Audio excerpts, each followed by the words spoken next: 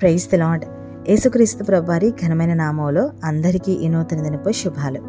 రోమేలికి రాసిన పత్రిక 12వ అధ్యాయం 2వ వచనాన్ని జ్ఞాపకం చేసుకుందాం. మీరు ఈ లోక మర్యాదను అనుసరింపక ఉత్తమమును అనుకూలమును సంపూర్ణమునయున్న దేవుని చిత్తమేదో పరీక్షించి తెలుసుకున్నట్లు మీ మనస్సు మారి నూతన మగుట వలన రూపాంతరము పొందుడి. దేవుని రక్తంలో కడగబడ్డ మనం తప్పకుండా రూపాంతర అనుభవాన్ని కలిగి ఉండాలి. యేసుక్రీస్తు ప్రభువారు రూపాంతరం చెందిన విషయం మనకి 3 సువార్తల్లో చూస్తాం. రూపాంతరం అన్న మాటను గ్రీక్ లాంగ్వేజ్లో మెటామార్ఫో అంటారు. మెటామార్ఫోసిస్ అంటే ఫేస్ చేంజ్ అవ్వడం.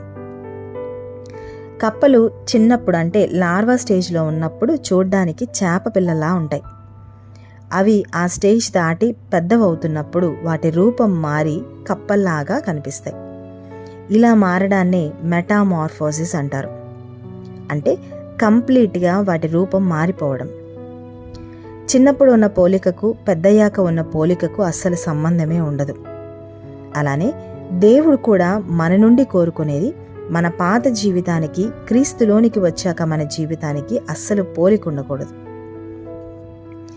యేసుక్రీస్తు ప్రభువారు కూడా రూపాంతరం చెంది చూపించారు. ఆయన ముఖరూపం వస్త్రములు తెల్లవిగా దగదగా మెరుస్తున్నాయి. మహిమ శరీరంలోకి మార్చబడ్డారు. లూకాసు వార్త 9వ అధ్యాయం 28 నుండి 35 వచనాల్లో మనం చూస్తాం. ఈ సంఘటన త్వరలో యేసుక్రీస్తు ప్రభువారు శిలువ మరణం పొంది పునరుద్ధానుడై మహిమలో ప్రవేశించుటకు గుర్తుగా సూచించబడింది. అదే సందర్భంలో దేవునితో పాటు 2 వ్యక్తులు శిష్యులు కనబడ్డం మనకు తెలుసు. వారిలో ఒకరు ఏలియా గారు, మరొకరు మోషే గారు. వీరిద్దరిని మనం గమనిస్తే ఒకరు భౌతికంగా చనిపోయారు, ఒకరు చనిపోకుండానే కొనిపోబడిన వ్యక్తి. కానీ ఇద్దరూ దేవునితో రూపాంతర అనుభవంలో కనబడ్డారు. అంటే మోషే గారు భౌతికంగా చనిపోయి క్రీస్తుతో ఉన్నారు కాబట్టి రాకడలో చనిపోయిన వారు తిరిగి లేచి మార్పు చెంది దేవుణ్ణి ఎదుర్కొనే వారికి సాదృశ్యంగా ఉన్నారు.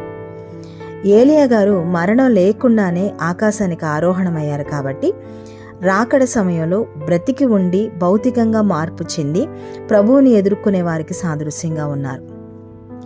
యేసుక్రీస్తు ప్రభువారు ఎలా అయితే భౌతికంగా రూపాంతరం చెందారో ఆ విధంగానే మనం కూడా మహిమ శరీరం ధరించి క్రీస్తుని ఎదుర్కొంటాం. అందుకే పౌలు గారు కొరింథీయులకు రాసిన మొదటి పత్రిక 15వ అధ్యాయం 51, 52 వచనాల్లో చెప్తున్నారు, ఇదిగో మీకొక మర్మం తెలుపుచున్నాను. మనమందరము నిద్రించము గాని నిమిషములో ఒక రెప్పపాటున కడబూరం రోగగానే మనమందరము మార్పు పొందుదుము. బూరం రోగును, అప్పుడు మృతులు అక్షయులుగా లేపబడుదురు, మనము మార్పు పొందుదుము. అల్టిమేట్గా రాకడ కోసం భక్తి చేస్తున్న మనం రాకడలో ఎత్తబడాలి అంటే రూపాంతరం చెందాలి. మహిమ శరీరం ధరించుకునేది రాకడలోనే. అంతకంటే ముందు మన మనస్సు రూపాంతరం చెందాలి అంటే మార్పు చెందాలి. మన మనస్సు మారకపోతే క్రియలు మారవు. క్రియలు మారకపోతే మహిమను ఎలా పొందుకుంటాం? యోహాను సువార్త 3వ అధ్యాయం 3వ వచనంలో యేసుక్రీస్తు ప్రభువారు అంటారు, ఒకడు క్రొత్తగా జన్మించితేనే గాని దేవుని రాజ్యంలో ప్రవేశించలేడు అని. ఈరోజు మనం దేవుని మన సొంత రక్షకునిగా అంగీకరించినా కానీ ఆయన రూపాన్ని పొందుకోవడం కోసం మాత్రం అంగీకరించలేకపోతున్నాం. పాపం అని తెలిసినా విడిచిపెట్టలేకపోతున్నాం. మారు మనసు లేని వారిగానే మనం జీవిస్తున్నాం. దేవుణ్ణి నమ్మక ముందు ఏ విధంగా అయితే జీవించామో అంగీకరించాక కూడా అలానే ఉన్నాం. అదే కోపం, అదే ద్వేషం, అవే ఆచారాలు, అవే పద్ధతులు, వాటికే బానిసలుగా అయిపోయాం. అన్యాయం, మోసం, దురాశ అనేవి అలానే ఉన్నాయి.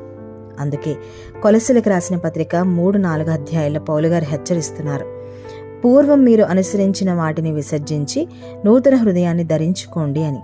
కాబట్టి మనం ముందుగా మనసులో రూపాంతరం చెందాలి. అప్పుడు క్రియలు కూడా మారతాయి. అప్పుడు మనం ఎవరో చెప్పకుండానే అన్యులు గుర్తుపడతారు, మీరు దేవుని బిడ్డలు అని. ఆ సాక్ష్యం పొందుకోవాలి మనం. ఆ సాక్ష్యం పొందుకోవాలి అని, దేవునికి మహిమ రావాలి అని ఆయన ఆశ. దేవుని ఆశ తీర్చే బిడ్డలుగా మనందరం కూడా ఇప్పటి నుంచైనా రూపాంతరం చెందుదాం. అట్టి కృప దేవుడు మనందరికీ అనుగ్రహించునుగాక. ప్రార్థన. పరిశుద్ధున ప్రేమగల తండ్రి, దయగలిగిన ప్రభువా, మీరు మాకు అన్ని విషయాల్లో మాదిరి చూపించారు. అవును ప్రభా, మీరు చేసే ప్రతి కార్యం వెనుక ఎంతో అర్థం ఉంటుంది. మమ్మల్ని రాకడలో మీతో పాటు కూర్చుని పెట్టుకోవాలి అన్న ఆశతో మా కోసం నలగొట్టబడి రూపం మార్చుకొని సిలువలో వ్రేలాడి బలియాగమైపోయి ప్రాణం పెట్టారు. అదే రక్తంతో సంధి చేసి తండ్రితో సమాధానపరిచారు. మా కోసం ఎదురు చూస్తూ ఉన్నారు. మీరు చేసిన త్యాగాన్ని మేమందరం అనుక్షణం జ్ఞాపకంలో ఉంచుకొని మమ్మల్ని మేము రాకడకే సిద్ధపరచుకునే కృప మాకందరికీ అనుగ్రహించమని యేసుక్రీస్తు ప్రభువారి ఘనమైన నామంలో ప్రార్థన అడిగి పొందుకుని ఉన్నాము తండ్రి. ఆమేన్.